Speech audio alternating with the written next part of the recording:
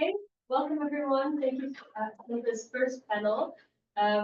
We have an exciting hybrid session for you. So my name is Hannah. I'm from the University of St. Andrews. I'll just be chairing, and we have our co-chair, Kristen, here online. Let's say hello. We have 4 presenters, so we'll just do a bit of our own order. So we'll go off a bit of reordering from the agenda. But our first speaker will be Dr. Jalal, who's from the University of Pittsburgh. She's going to be talking about analyzing Afghan, Iranian, and Syrian women-led social and political movements resistance against patriarchal control. I can just say a few words about you. I have your bio here. She's a PhD candidate in the SPIAs and an Agora Fellow at the Center for Governance Markets here in the University of Pittsburgh, specializing in comparative politics and security studies. Her research examines women's political agency and resistance under authoritarian regimes, focusing on how women-led movements challenge authoritarian security governance through grassroots mobilization and transnational advocacy. So you'll have 12 minutes to speak. I'll give you an indicator around 5 minutes and then at 1 minute. But yeah, the floor is yours. Awesome, thank you. Hello and good morning, everyone. Thank you for being here at our panel. I love seeing the friends, familiar faces, and new faces. It's one of the important one of the currently timely panels that we have at the ALPA conference. As part of the organizing committee, we were able to put together a few panels on Afghanistan and issues surrounding women's resistance in different case studies. My research is currently what I'm going to be presenting is a proposal for my dissertation, which is, as most of you know, is an ongoing process. And I've changed my proposal from the start of my PhD to now a few times. I've changed my case studies, my methods, my as you're going through, you read more and your research evolves with time and different considerations. So I'm hoping to get constructive feedback from anyone who is working in this field, and I'm hoping that it will be an interesting research, at least here for everyone that's listening. The research is in continuation of a second-year paper that I wrote for my PhD. It was a requirement at the London School of Public and International Affairs, where we have to write a second-year original research paper. And I did it on a social movement, women-led social movement resistance against the Taliban authoritarian regime, specifically the strategies that they have used, challenges they faced, and the way forward. And my focus was also on sanctions effectiveness in Afghanistan. So through that, I conducted interviews with 35 women. The interviews were online. Most of my participants, 15 of them were in Afghanistan, and the rest were in Pakistan, Iran, and some in Western countries, Europe, Canada, and USA. Most of these women were social movement founders. I was very lucky to interview 11 of them that were in somewhat were affected by their resistance and punished, and they were either in jails by the Taliban regime from 4 hours up to 2 months to being physically harmed, tortured, and so on. So getting that kind of a data set and interviewing them was a privilege for me, because I was already involved in different sorts of advocacy efforts. So they knew me, and I was very happy that I was able to talk with them online with all the risks involved in the IRB requirements and so on. And in continuation to that research, which was, as I said, it was a second-year paper for me for the Afghan women-led social movement, I realized that this topic is very close to my heart, so I wanted to continue that research and have it as a chapter for my dissertation, where I'm currently have expanded from social movements to political movements as well, because of my interactions with the Iranian and Syrian women. As you know, the Syrian regime toppled and the women opposition, they were mostly doing political activism and advocacy against the Assad regime. And they were able to have a seat in United Nations as the opposition or their representative of the Syrian opposition was a woman at the United Nations. And that is what we were hoping as Afghan women activists and advocacy community to achieve, which so far we haven't been able to. And as everyone knows, gender apartheid is at the table in United Nations, but it has been scheduled in agenda for 2026 to even talk about it. So we have a long way to go. Iranian women's activism and advocacy have been also much more, cohesive, mobilized. Well, they were able to get more international attention in the Afghan women's resistance movements. So that those were mainly what this research, the inspiration for it and motivation came from. As I said, it's a proposal. It's at the proposal stage. So feel free to share any feedback, question, recommendation. We can talk about it in the breaks as well. But for the research questions of this paper, I'm looking mainly at three questions. It's how do authoritarian regimes in Afghanistan, Iran, and Syria securitize crisis through intelligence and coercive mechanisms, and with what implications for women? And the second question is, how do women-led movements contest, resist, or adapt to these security-heavy crisis governance frameworks? And the third one is, to what extent can observable systematic patterns explain variation in women's mobilization and the outcomes of resistance across the three cases? So as you see that the third question motivates me to add a quantitative methods to this research. So it's going to be a mixed method research. And the overall relationship, I'm going to be testing the hypothesis of the relationship among securitization intensity, particularly intelligence and policing measures. So I found out that in all these three cases, the main security organization or agency that were policing women, social and political movements were the intelligence sector, particularly from my research in Afghanistan. So that's what I will be looking at. And again, the relationship among secularization intensity, crisis intensity, repression, and women's collective action. How these different components come into place together. Again, as I said, it's a mixed method study, so qualitative and quantitative components run parallel and are triangulated at analysis. Qualitative methods will be mostly document analysis, movement materials, and semi-structured interviews, which for our Afghanistan case, I've already conducted the interviews. The qualitative methods work uncovers mechanisms and lived experiences, particularly how women navigate surveillance, informants, and coercion. Quantitative work tests patterns and generalizability and provides robust observable indicator of security governance, crisis intensity, and mobilization. So for my data and operationalization, the analytical techniques I will be using is obviously descriptive and time series analysis to visualize trends in mobilization, repression, and crisis intensity related to intelligence. I'll also use event history or survival analysis to model timing of major mobilization episodes as a function of preceding intelligence-led securitization and crisis shocks. I use panel regression with fixed effects in subnational level units to examine whether spikes in securitization predict decrease in women's mobilization, control for crisis intensity, and socioeconomic covariates. I also use interrupted time series, sensitive or sensitive control to evaluate whether policy changes or sanctions correspond with changes in mobilization or aid compared with counterfactual readings. These are sources usually, as we know, in our Afghanistan case specifically, we lack coherent data. So as much as possible with the basis of the qualitative interviews, I'll be looking at even data set, basically the protest and repression data set of the armed conflict location or ACLD, and even data project. And then I will also look at the UCDP or PELSA conflict data program, and also local monitoring for counts and characteristics of protests, arrest rates, and other security operations.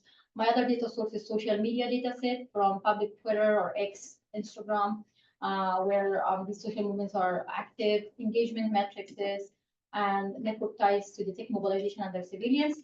My third data set source will be humanitarian and socioeconomic indicators, basically displacement from UNHCR, IOM, food insecurity from WFP, morality or health indicators from WHO, macroeconomic proxies of inflation and employment GDP as factor of interaction with security crisis in Afghanistan. and in our cases. So these data sets will be hopefully used in all different cases, and I haven't come to that stage yet, but I'm foreseeing that they will be used in all the three cases. Aid flows and sanctions, I'll be looking at time series of aid disbursement and sanction indexes, and this is like trade volume, financial sanctions, and some survey data, secondary surveys like living standard measurement study or LSMS, geospatial data like satellite imagery of infrastructure damage and economic activity, displacement locations. And operationalization will be, without getting too much into technicalities, I'll have, I'm not going to get into the operationalization, it will be too much for this presentation. Obviously, ethical considerations for this study is very important, as the subjects or participants of the study are very much at risk in all these three authoritarian regimes, even in the case of Syria. I was hoping I would do field work in Syria or in Turkey border with Syria. So that's something I'm considering, but I'm not sure yet about it. IRB guidelines and other university platforms, university policies will be taken into account. Each of these methods integrated in each case study. I'm not going to get into that with time limitation. So the contributions with the quantitative angle. So as I said, I have already done the qualitative part of the research for Afghanistan and working on Iran and Syria, but the quantitative angle, I'm hoping that the expected contribution for it would be that I would move from case descriptions to causal inferences about how intelligence-driven securitization and crisis shocks affect women mobilization, and identify generalizable patterns across cases. For example, when coercive intelligence mechanisms close public space, that digital diffusion causes the rise. And also, I'm hoping that I would produce mixed method evidence linking measurable outcomes such as displacement, aid allocation, protest frequency to mechanisms uncovered in interviews with the Afghan activists. As a conclusion and next steps, this mixed method design strengthens the proposal by combining rich narratives with measurable trends in security governance and intelligence operations. Quantitative components, again, as I mentioned, will bring the causal inference and case description it will move beyond the case description and bring causal inference or show relationship between these variables. And yeah, I'm hoping that I will be able to do all of this. I know it's a lot, given that I don't have a lot of time left in my PhD, but I will try to do as much as I can with the data available. I think it's important that the quantitative aspect of the research is important, specifically for the case of Afghanistan. I don't know how much there is already been done in Iran, because I'm still in an Afghanistan case, because there hasn't been done a lot of scholarly research, specifically from the Afghan women that have a quantitative component to the qualitative work. So that's what I'm hoping to do. But again, my limitations is the data, on the ground data, and time. I would say time is very important. But that's what I'm hoping to achieve. Thank you. Okay, thank you very much. Since our fourth speaker, Antonia, I thought we'd have one question before we move to our next speaker. So if you're keen, go ahead, Reza. Yeah. Thank you very much, Hassan. So just a question, basically, when you talk about Syrian women, Iranian women, and Afghan women, so I'm thinking about the narrative, because it goes around this creation of narrative and the mechanism to create a narrative. So for Iran, for example, they have Zanz and Dagi Azadi. That's a narrative. So Syrian, they have a different version of that, right? But then for me, when you do all this, say, a very much theoretical, say, aspect of it, which you've actually shown. So when it comes to narrative, what do you think? How you basically, how you deal with that? Who makes the narrative? How they make the narrative, and for whom? That's a great question. Basically, from my understanding, I understand your question. Well, you're saying what are the common theme between these three? Not necessarily, but then, like for example, if you offer any case of these three, for example, that I would like really wondering For example, if the Afghan women, they do this. So what is the narrative? Apart from, oh, this is totalitarian regime, oh, this is this, no. But then who made this narrative? So the underlying assumption of the study is that we see women as active political agents. They will make their own narratives, and this is why I was interviewing the women leaders instead of going to any other channel and talking to others. So I wanted to really know from these founders of the movements and their members how they started it, what kind of challenges they face, what strategies they had while mobilizing their movements. And it was very interesting. My average interviews was like 102 minutes. So it was a lot of data. To answer your question about who makes these narratives, we hope that the women of Afghanistan have the agency, that their message comes from them. And again, it's an exploratory research. So the quantitative side is built upon the interviews, semi-structured interviews that I am hoping to conduct with Iranian and Syrian women as well. And it will be a cross-case examination study where the main study will be Afghanistan, and I'm hoping with the Syrian and Iranian women's strategies and what they've achieved, what challenges they've had, right? I can shed light into the Afghan women's movement. And it has a policy aspect to it as well to recommend the next steps, what needs to be done. But also it shed light to the literature of social and political movements under authoritarian regimes. So that's what I'm hoping. Yeah, it's an exploratory research. Okay, I think we're going to go to the next group. I'll have you first in the Q&A afterwards. Okay, so thank you very much. Our next speaker is Maya Mitra. I'm the third. Well, Zulfia, you were the third, but we don't have Zulfia. So if you're going to go, we can have No, however you two like. I'm fine. Okay, then we will go with Nadif and then I will. Okay, great. Let me just pop her. Can you just add something to what Dr. Martina said about the narrative you referred to? The movement in Afghanistan that we have observed, like after the collapse of the Taliban regime, most of the slogans that were shared by very even small gathering in their homes or when they were on the street protesting, just writing on them with their pen, non-Kara Azadi.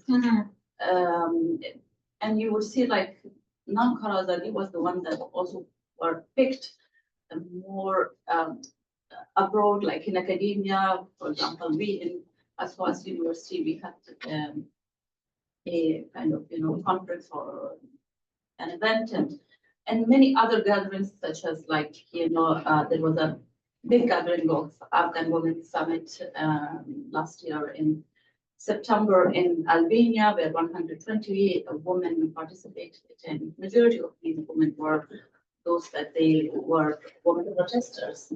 And what I observed is someone that my research, my PhD research, very much aligned with your interest in your area, that the narrative were just kind of created by, by the women on the ground, according to what they were forbidden, and were forbidden to not work. So they wanted to call none of the freedom to take it. And I think these narratives might be very interesting to explore other people too, with research. And one question I've got is, how many people are you have interviewed? I have interviewed 35 women. Okay. And again, I think 17 of them were the social movement leaders and founders. At least 11 of them were physically detained, tortured, and remained in custody. It was a while back, so I'm trying to remember. But the longest one was 4 months and something that she was detained in Taliban jail, and the shortest one was 4 hours.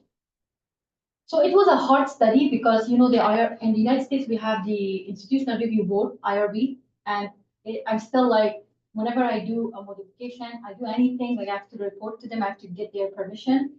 And it was a very risky interview also because 15 of these women were in Afghanistan. They're still in Afghanistan.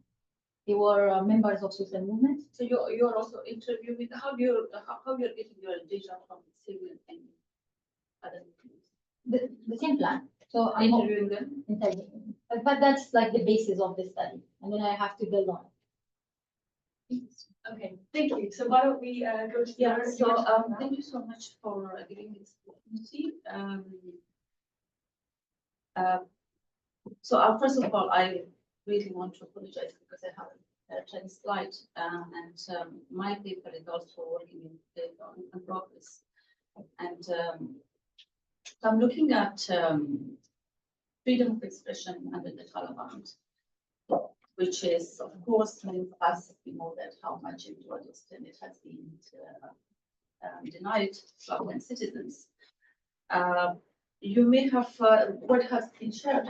The agenda, the title has been slightly changed. You will see there a lens has been given to see the youth, the freedom of expression impact on youth. But I have kind of tried to just put it in a, because it was difficult for me to have this focus and to gather the data.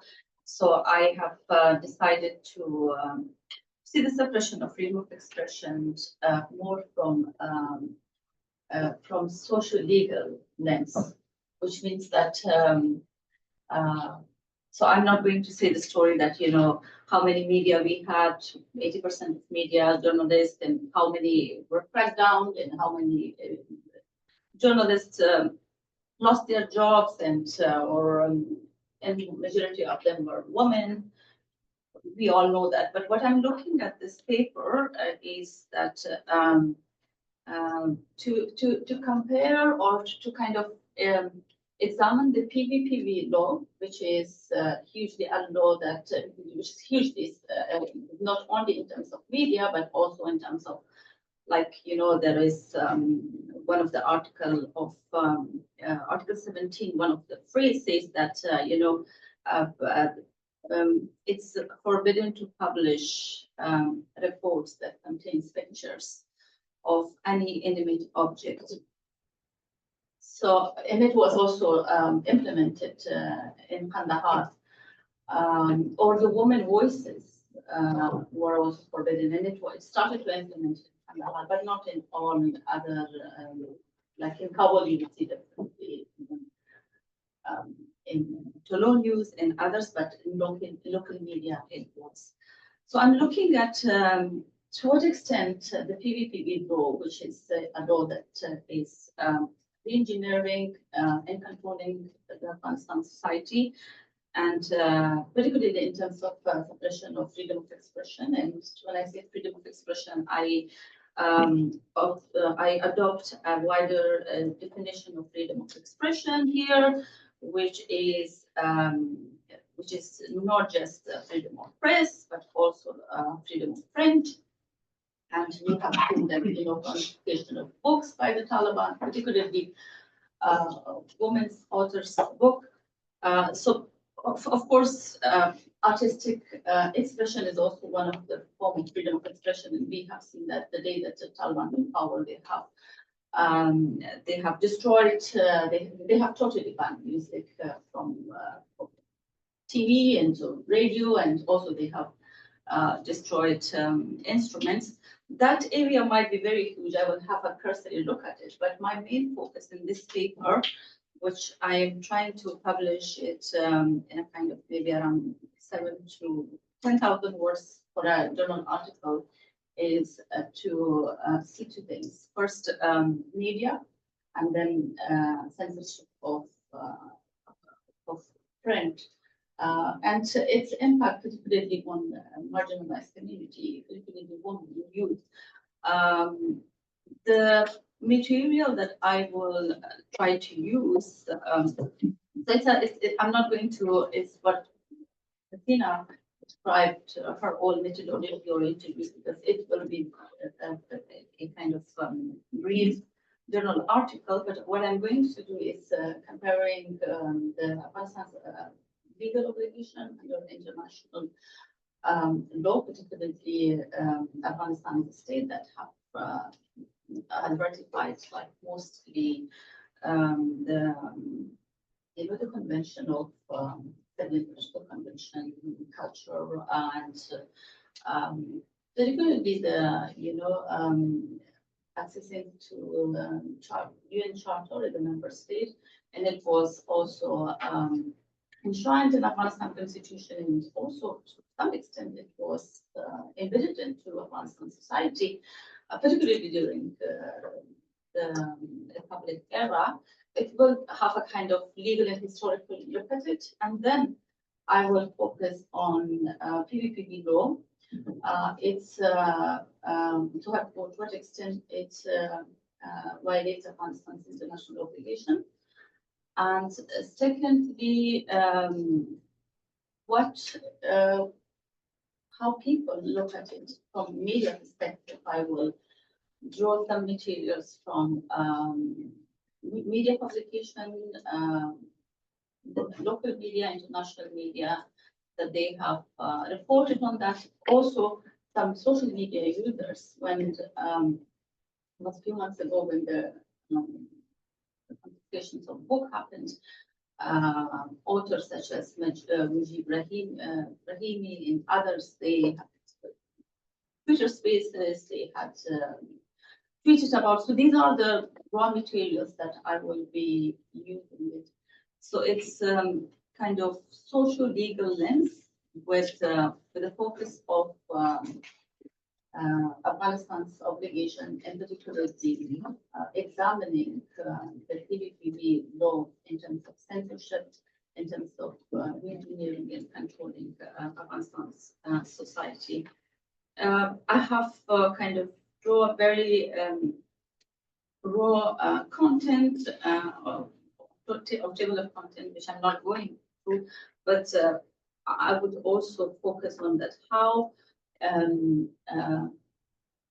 freedom of expression and press kind of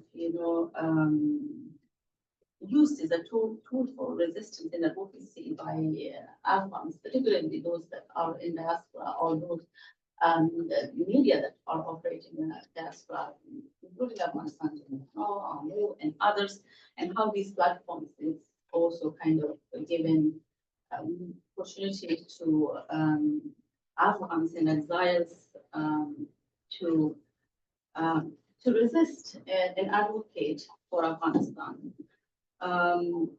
And then, of course, and I'm hoping that at the end of this research, I will have some recommendation that will be more like,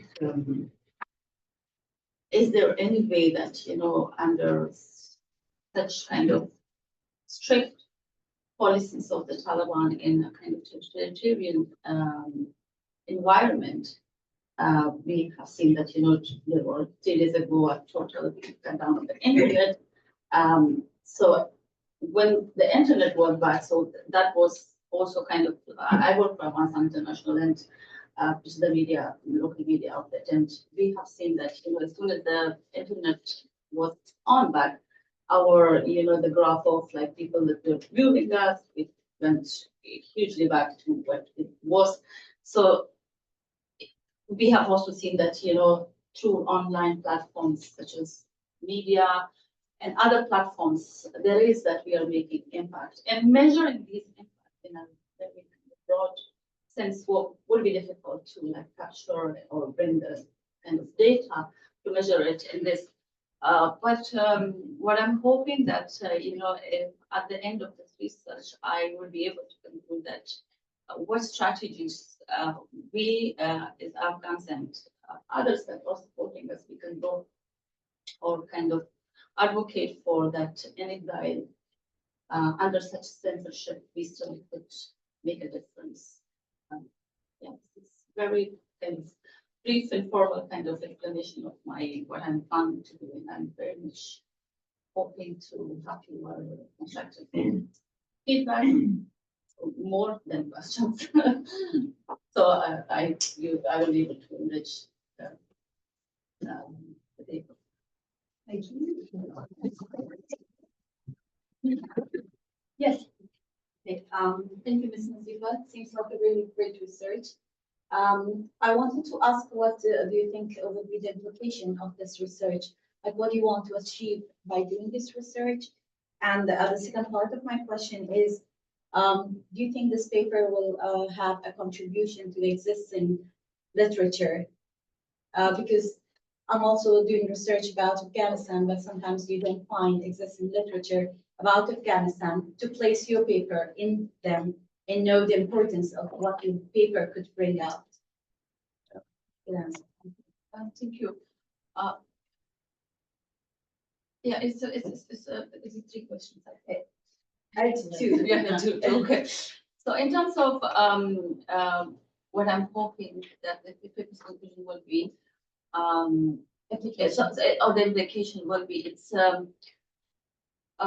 so it looks like when I started like writing my introduction and stuff. So I was thinking of like maybe I will not be able to, or maybe when the paper is developed, and I'm hoping that I will be able to add to some theoretical framework in terms of when you look at PVPV law and then the PVPV law itself, like what they advocate a lot of issues in terms of Hanafi jurisprudence. And I think if I get time, I will be also able to see like more Sharia law in terms of like, what extent Sharia law has. There is a very interesting and very controversial debate among Muslim scholars that there are different categories of Muslim scholars that some are modernists that have adopted very just and broad definition of Islam that would, such as Fadl Rahman, An-Naim, and Masoud Badrin, that Masoud Badrin to some extent, he's also a scholar at SOAS, that international human rights law and including human rights, Universal Declaration of Human Rights or the Charter, or particularly all the legal instruments of international law is compliance with Sharia law. And but with the Taliban, it's just saying that Hanafi jurisprudence. So for me, it will be because many scholars, Muslim scholars, what my ideas are kind of aligned with, is that they adopt this definition of Sharia law, which is a different thing from Hanafi jurisprudence. And Hanafi jurisprudence is it's a way of understanding law, and it is so it will be very like in terms of theoretical or literature that I will be at. I think this paper will, if I get time, if I get to do more research, it can add more in a broader debate in terms of the existing literature that scholars have already been producing, scholars whose work are intersecting with Sharia law, and then the debate of different type of kind of interpretation of Sharia law, and then it's some would say that Sharia law is not compliance with the international law, but they would say that there are instances that they can interact, and so this will be kind of to the existing literature. And in terms of implication for Afghanistan, I think it will be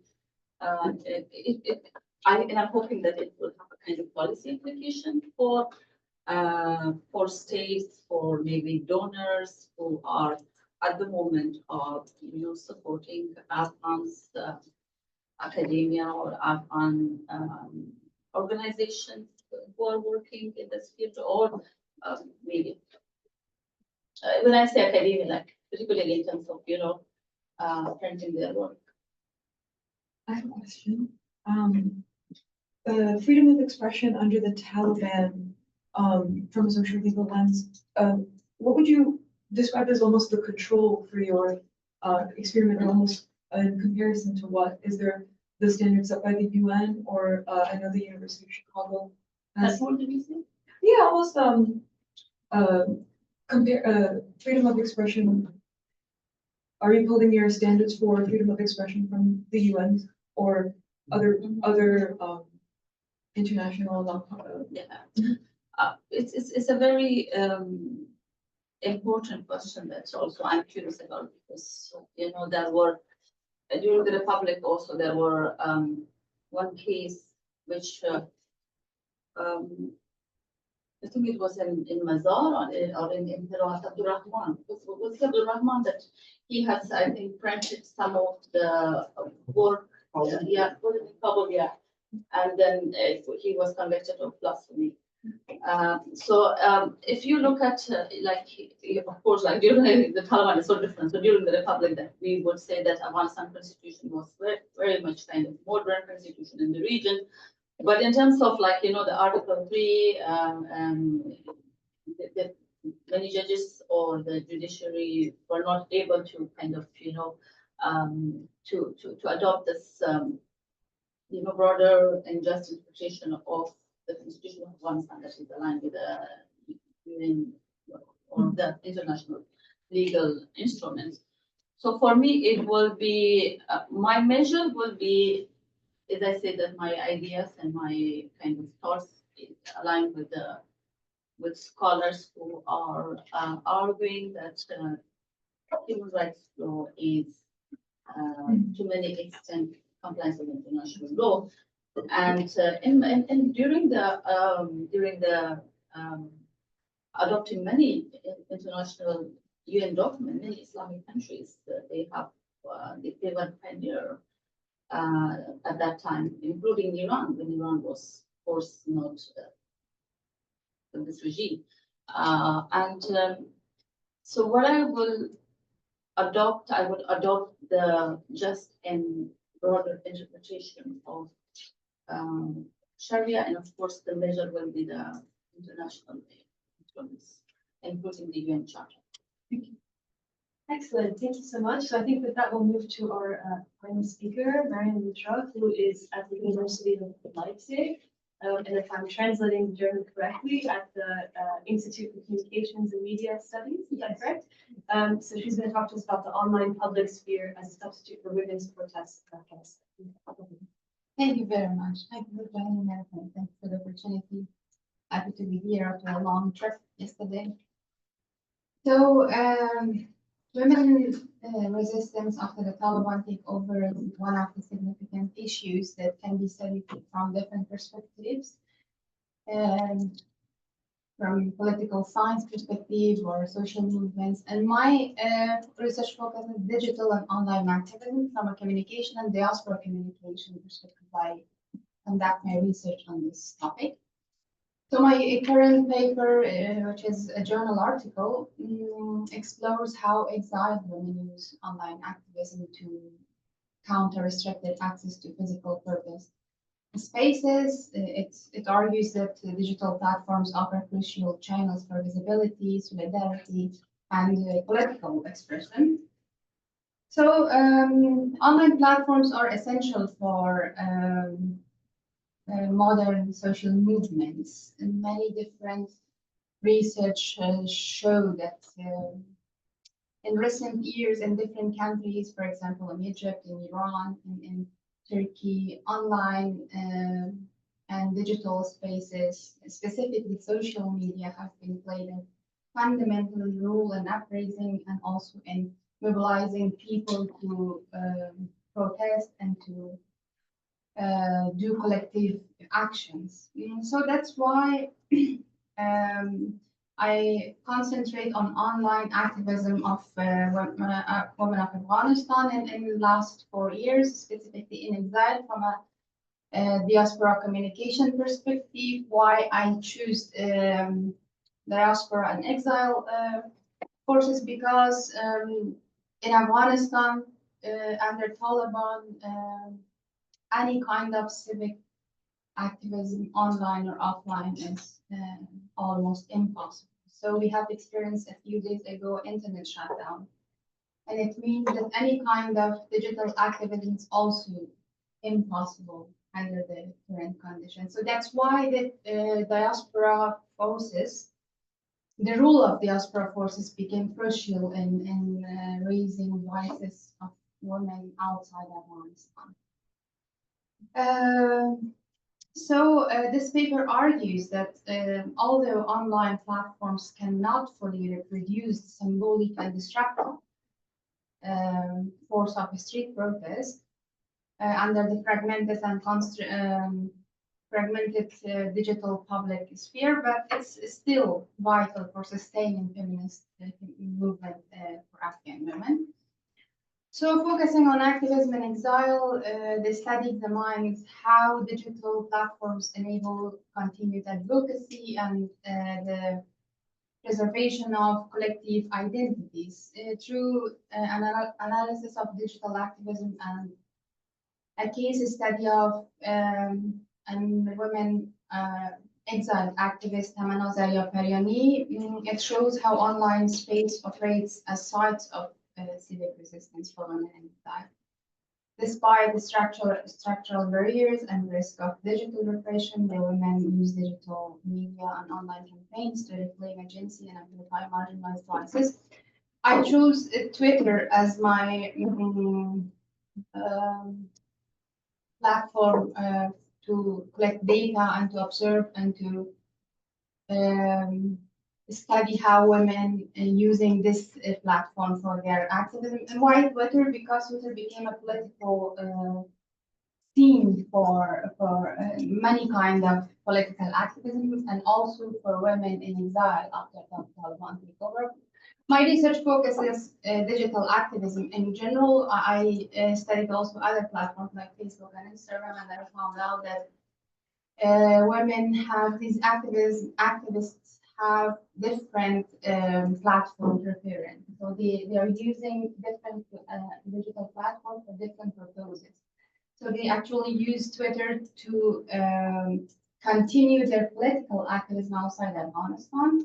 How Twitter played a fundamental role, for example, digital documentation is one of the functions that Twitter played in last 4 years in digital and online activism of women of Afghanistan. So when you collect data, you can see that how different types of content, videos, photos, voices, Twitter spaces, all these data are some kind of digital archive for human and women rights violation, for documenting women and human rights violation inside Afghanistan.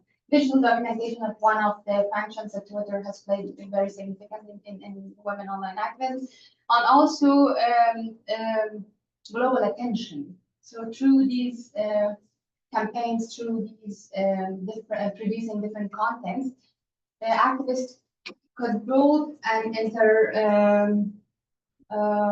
international solidarity. So they could seek attention of international organization as well as activists from different countries. For example, Iran and Pakistan. We have recently seen that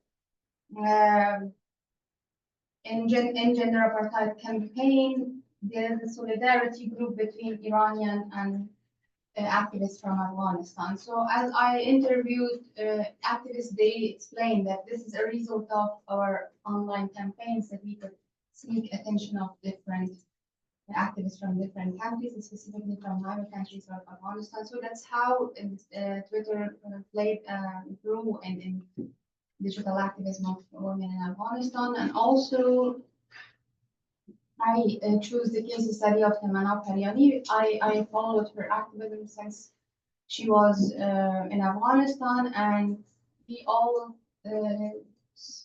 saw that when she was arrested, she posted a video. She came on live and recorded a video, and this video went viral and got a lot of attention. So she explained that how that video played a very significant role to save her and her sister's life, and Taliban could not ignore that Amana is under custody.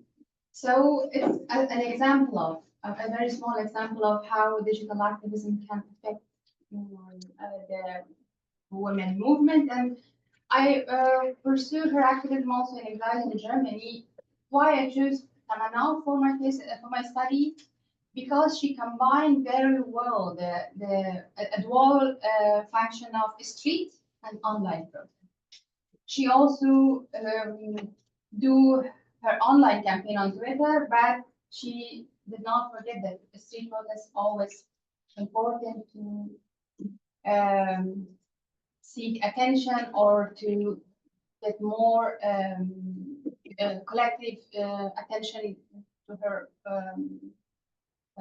feminist activism. So in different German cities, she went to a hunger strike and she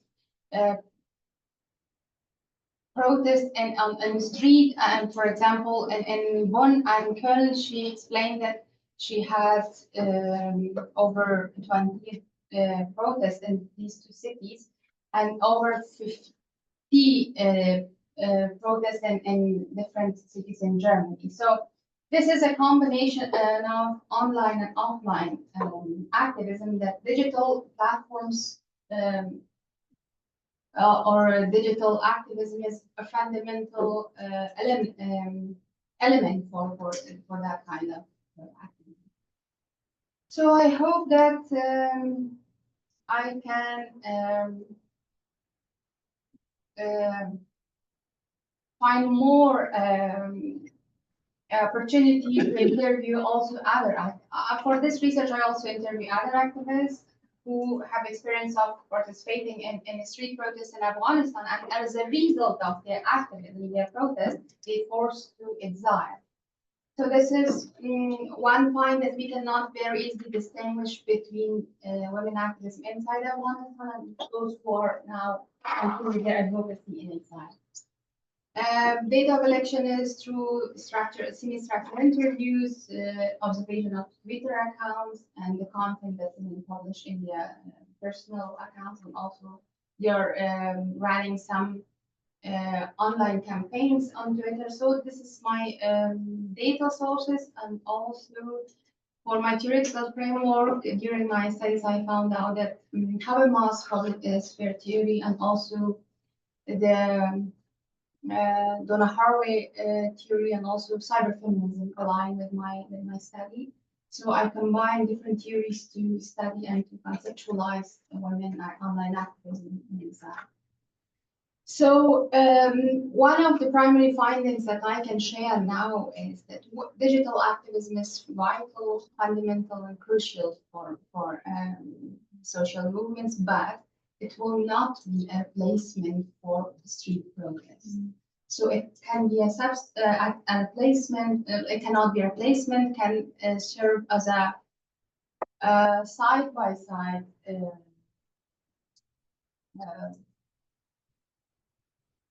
opportunity or possibility, but under authoritarian regimes, under oppression, we cannot totally expect that online activism can be replaced of street protests and street activism in any under any condition, because the street protest has its own impact, and people should have the possibility to go to the streets to raise their voices. So otherwise, digital activism is not as impactful as a street protest.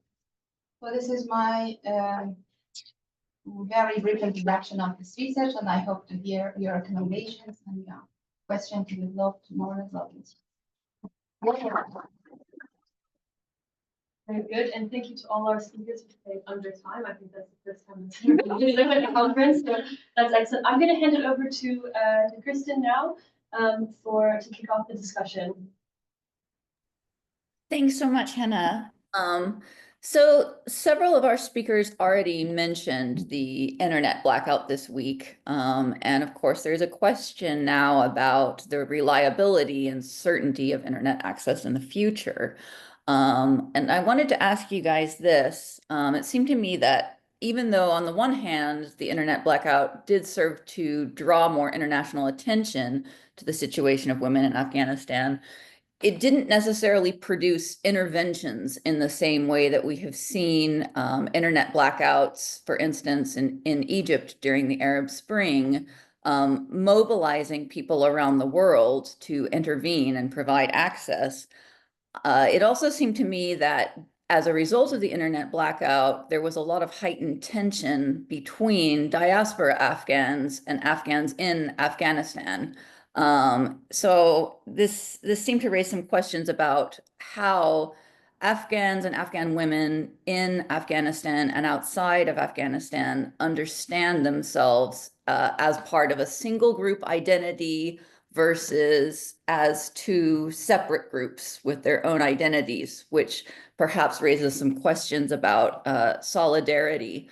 So I was wondering, particularly maybe Mariam and Nazifa, but also Hasina, how you see the internet blackout and its ramifications changing questions of identity, solidarity, and then also practices of resistance for some of these activists, these women.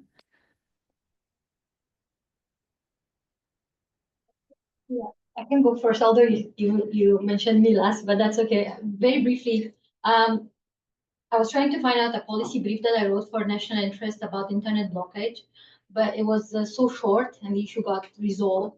So I don't know if the paper is still relevant to be published or not, but it's very complicated when it comes to Afghanistan. Elon Musk have given Starlink to Ukraine, and it helped the Ukrainian military a lot.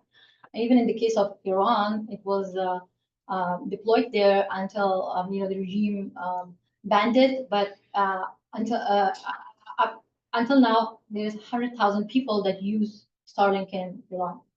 In the case of Afghanistan, it's complicated because I think does the U.S. government want to involve Starlink? B, does Elon Musk care about Afghanistan? Ukraine was something like, okay, his ego was like, I think, boosted. But there are other companies. If the US government really wants, they can create public-private partnerships and care about it. But when it comes to the how it has affected the identities, and what else did you say? Identities, solidarity.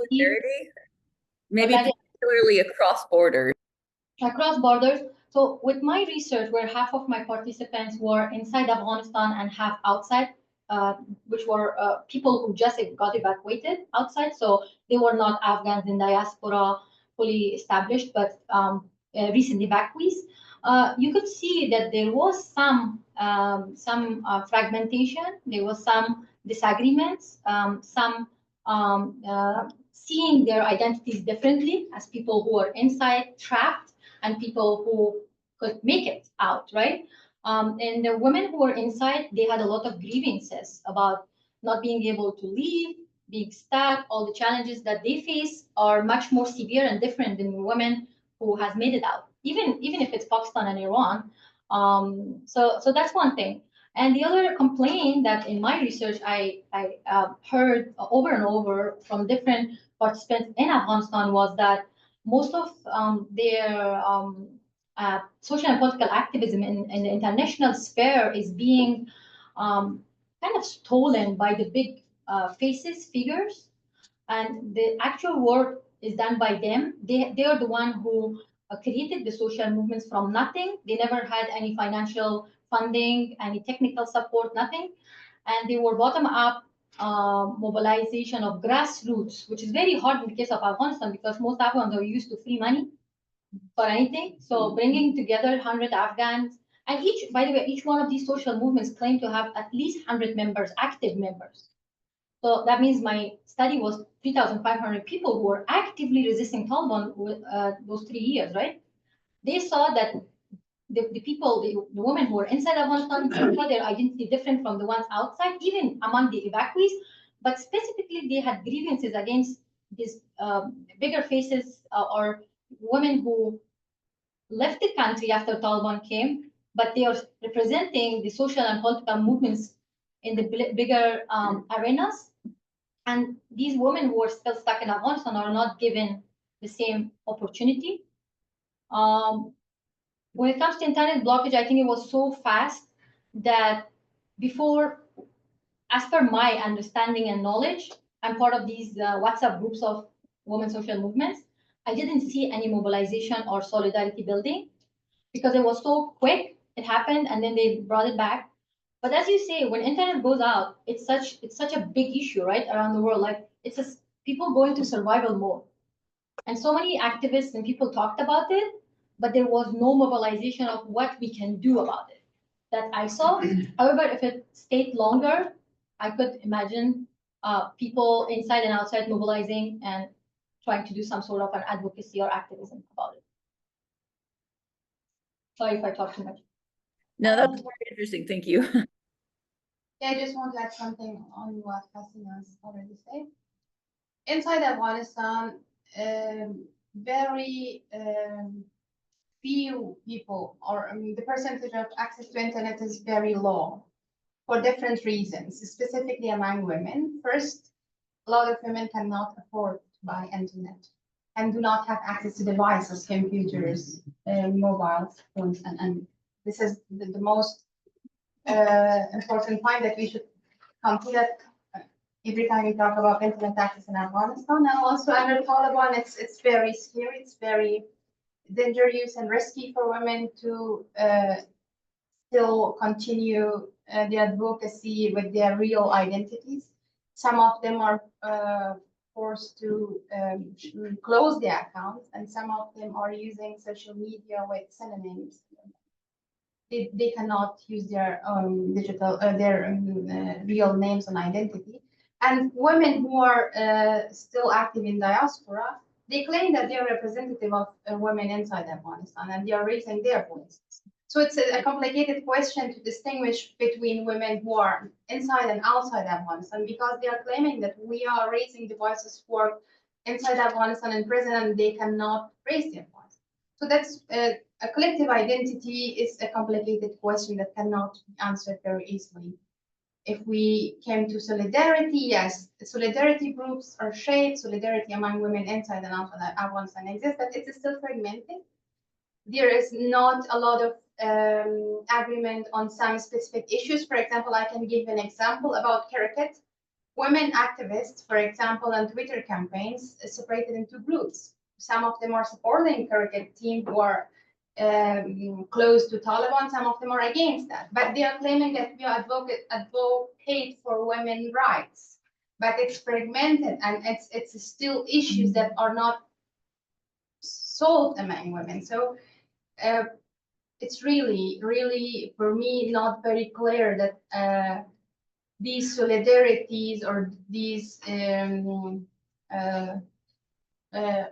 collective identities are really bold or not, or we still need to think about it and question about it, and it can be studied under social science theories that we can answer this question with how women activists inside and outside Afghanistan define their collective identity.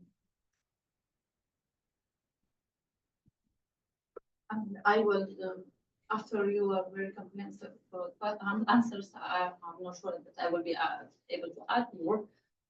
But what I think that the time limit was very short, and the question is very relevant, and I think it's important to explore this further and to see how they have understood their common identity and how the solidarity was built. But at the first day of the blackout,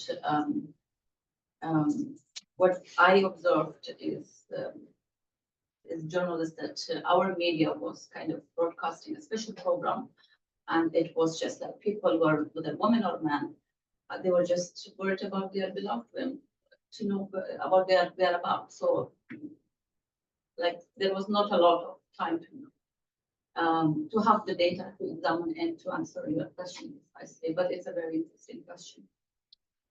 I just want to briefly add about collective identity. Forgot that was part of your question. My research of political and social movement leaders, one of the findings, very interesting findings, was that women of Afghanistan, when it comes to their challenges that they face, the issues that they went through in the past 3 years, although they are very much aware of their intersectional identities. When I talk with a Hazara woman or a Pashtun woman or a woman from let's say, a marginalized background, lesser education, younger women versus older women, the intersectionality is very clear. It comes out. Their challenges are very much, tied into their intersectional identities. However, one of my questions for the interview was, looking at this collective identity, they see themselves as women. Can they come all under the same umbrella identity of womanhood? And luckily and happily, most of them, in fact, all of them, saw the challenges, faced them because of it was sex-based or gender-based discrimination and violence that they were facing. And in the second stage, they saw their other identities, which is very rare in the case of Afghanistan, because the question of national identity, collective identity, especially if you ask the same question from man, might be, challenging. But that was a good finding from my interviews. I just want to add one point also about collective identity. Ethnical issues also play a role in women activism in Afghanistan, because it's intersection. Women are facing intersectional discrimination. Not only their gender identity, their ethnical identity also plays a role in how Taliban treat them. A Hazara woman is faced intersectional discrimination based on her ethnical identity, gender, language, and religion. So we cannot ignore this, because it's a multi-layered and intersectional oppression and discrimination against specific groups. So it's important that should be considered from women's levels. Yeah, I Last part. just to kind of respond a little bit there, I think that's a very interesting point, and I think it is really interesting to observe the differences in how men maybe perceive themselves at times primarily as Hazara, Pashtun versus like Afghan men. And there's a sense in which legislation itself or sex-based oppression itself produces this identity of Afghan women in a very powerful way that doesn't necessarily happen for Afghan men in the same way. So Hannah, I think you wanted to open up the floor maybe. Yes, so I just want to ask if there's any students in the room. We'll give the opportunity to students first to ask questions. We're all distinguished academics. Okay. So who would like to, Ms. Shahani? Yes. I'm putting my anthropological hat on and asking whether a woman is a unit of social organization in Afghanistan. What are we talking about? We're talking about Afghan women and Afghan men. Are they really each actual unit of Afghanistan's social organization as such? Because in Europe, they were not. It has become now common to talk about men and women. Used to be families. In fact, at some point, it was only rich landowning family who was actual social units of social organization.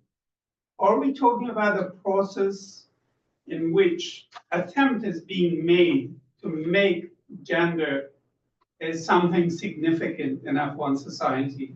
If so, you're not talking about that. Maybe what all three of you are talking about is this process. And what the actual unit of social organization in our society is a family. Families are units of social organization, not man or woman. We're, I think outsiders are trying to tell us that you become like us. Gender should be defining the participation in social. I think, what are these things doing to the Afghan family? I would be far more interested in understanding what the three kind of research that you guys doing is doing to the family in Afghanistan. What are the implications of all of this? That would be a lot more interesting and more, I think, fascinating, at least from the perspective of anthropologists.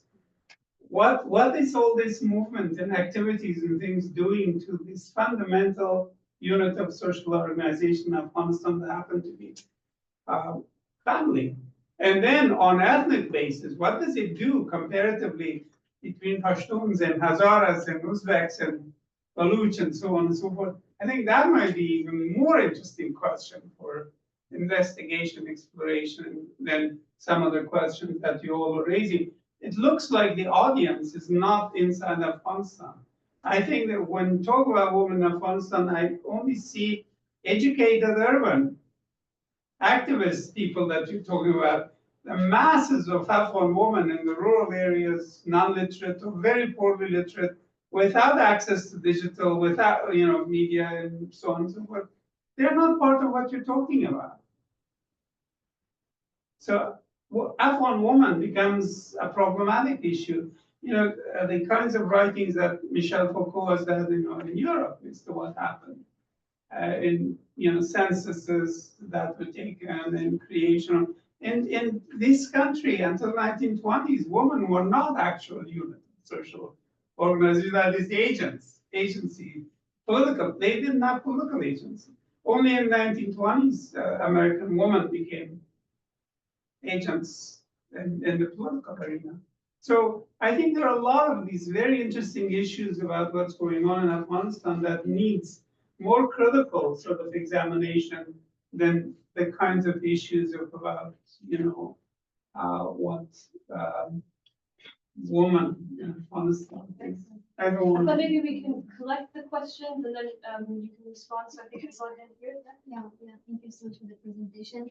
I think I will take a step back and ask more the conceptualize, to conceptualize the women activism, because what I understood, maybe I'm wrong, but what I understood the way that we define women activism, like women for women, like not for Afghanistan.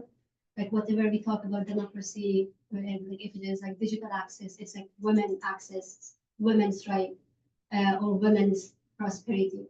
So I want to ask, how do you like yourself define it? Like when we talk about like women's activists, and would that be better if we define women not for women, not only for women, of course? I know there is a huge issue of women, but it's not only about women in Afghanistan.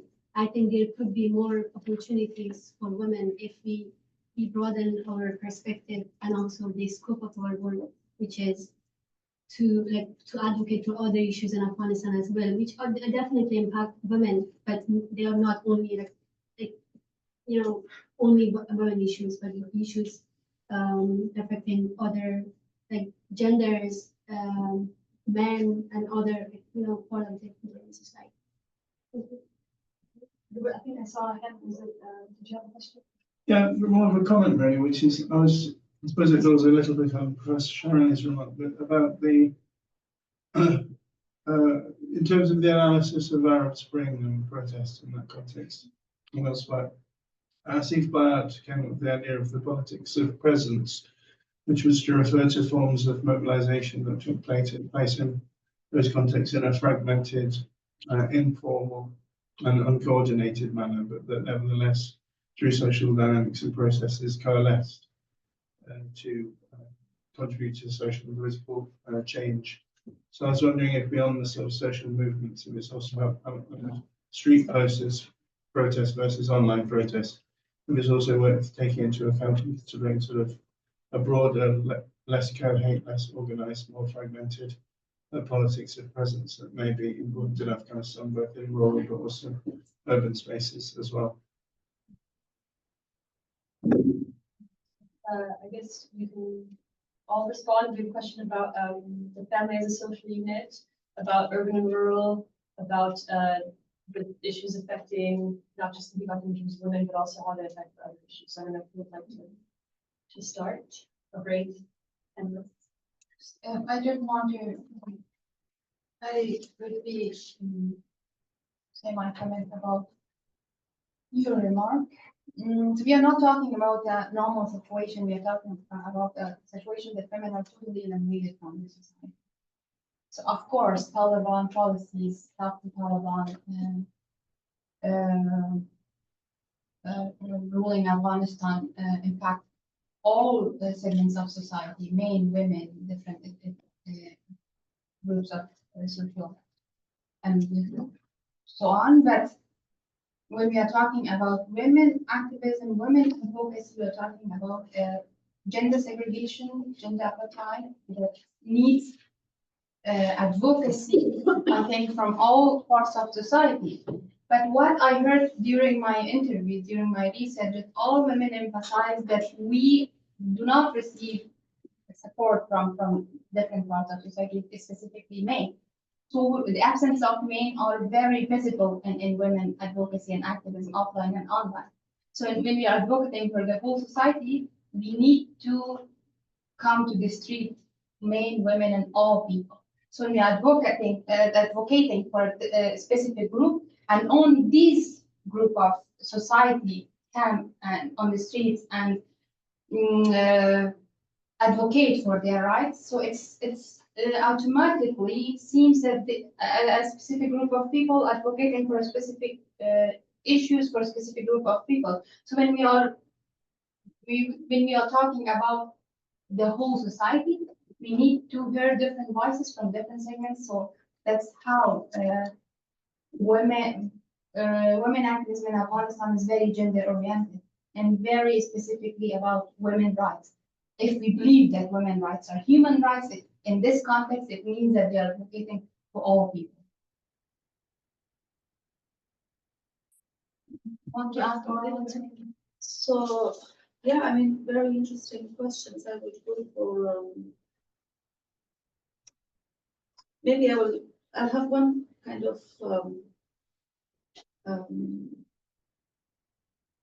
share view and may also encompass maybe what your question was, Professor Shahrani's.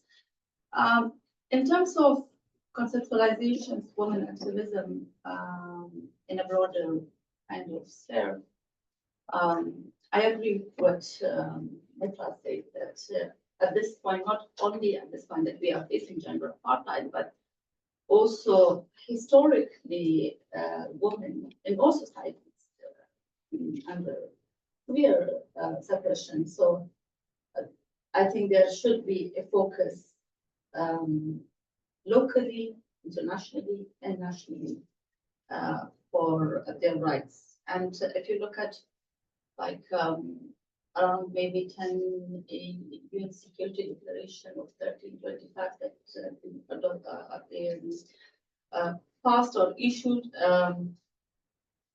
most of these international instruments that have been passed, like in security sector and development, in peace and conflict.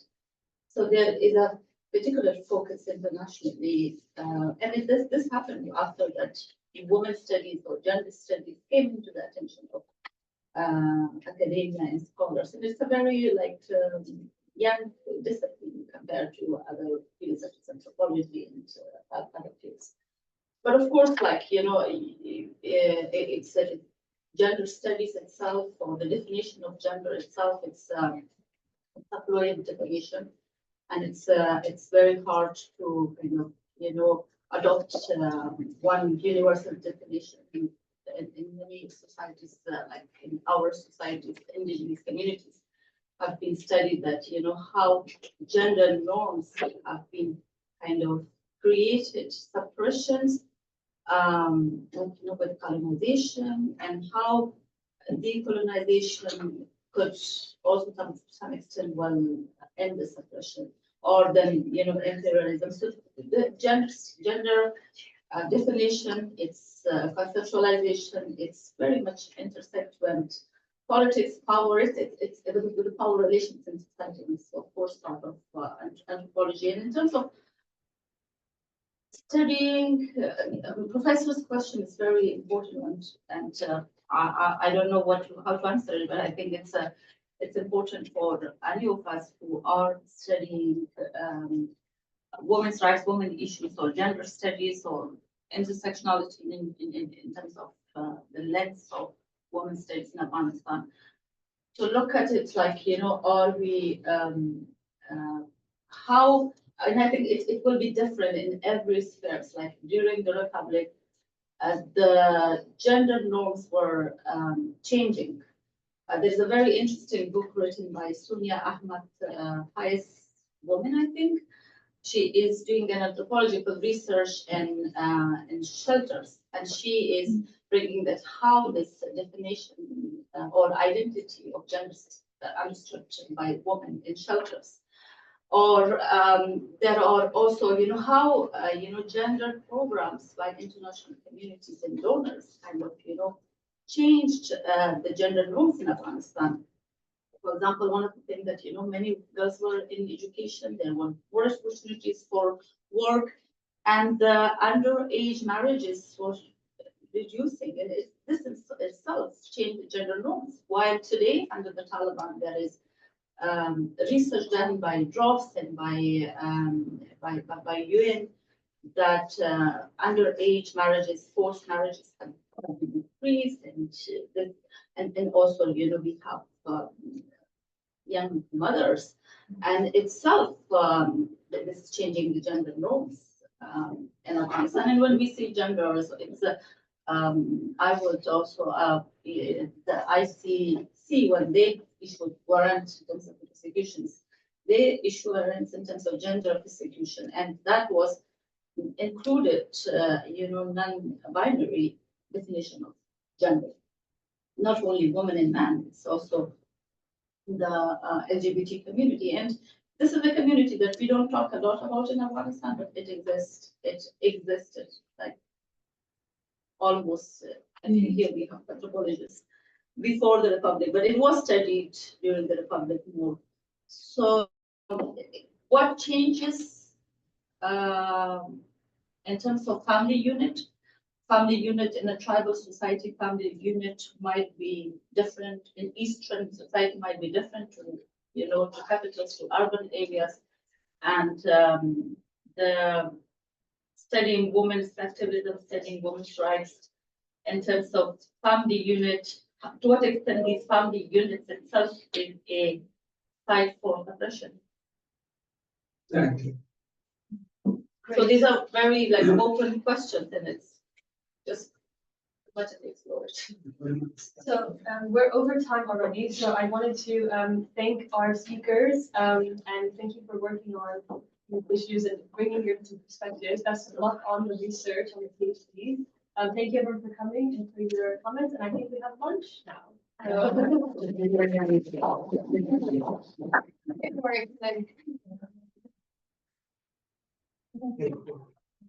Thank you, Kristen.